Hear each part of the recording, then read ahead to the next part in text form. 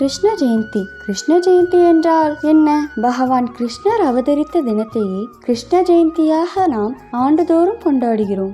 புராணத்தின்படி கிருஷ்ணர் வசுதேவருக்கும் தேவகிக்கும் மகனாக ஆவணி மாத தேய்பிறையில், அதாவது பௌர்ணமிக்கு பிறகு வரும் 8வது திதியான அஷ்டமி திதியும் ரோஹிணி நட்சத்திரமும் இணைந்து வரும் நாளில் பகவான் கிருஷ்ணர் நள்ளிரவில் சிறைச்சாலையில் அவதரித்தார் என்று சொல்லப்படுகிறது.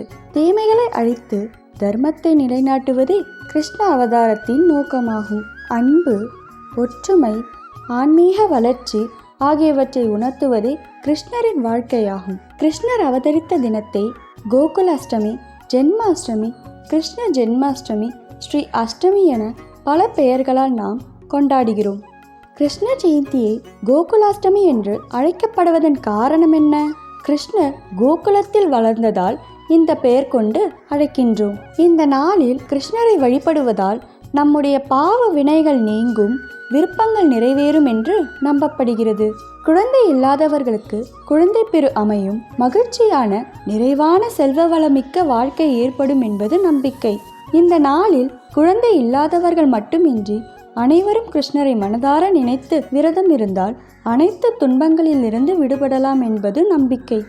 இந்த நன்னாளில் கிருஷ்ணர் சிலை அலங்கரித்து கிருஷ்ணருக்கு சிறப்பு பூஜைகள் செய்கின்றனர்.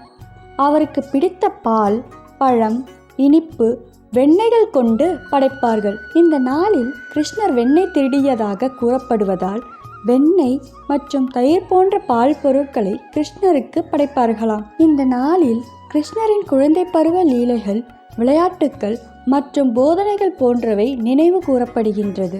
கிருஷ்ண ஜெயந்தி என்பது கிருஷ்ணரின் பிறப்பை கொண்டாடுவது மட்டுமல்லாமல் அவரது போதனைகளை நினைவு கூறும் நாளாகவும் பார்க்கப்படுகிறது.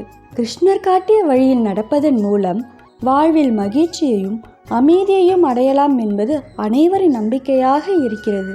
வரம் நல்வரவு நேயர்கள் அனைவருக்கும் கிருஷ்ண ஜெயந்தி நல்வாழ்த்துக்கள்.